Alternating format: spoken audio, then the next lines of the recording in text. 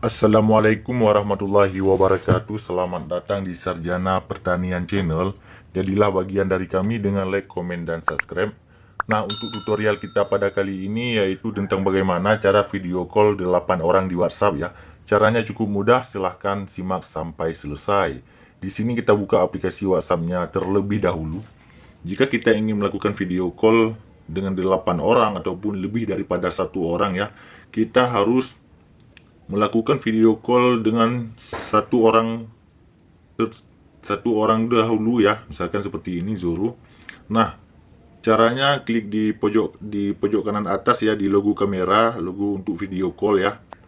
Nah, mulai panggilan video.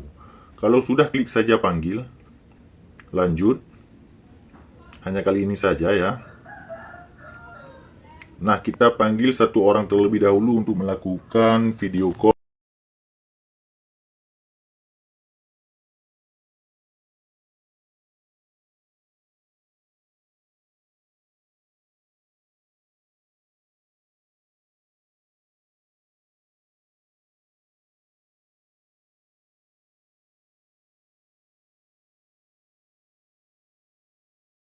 Kita pada kali ini tentang bagaimana video call di WhatsApp 8 orang ya. Jika ada pertanyaan lain, komen di kolom komentar.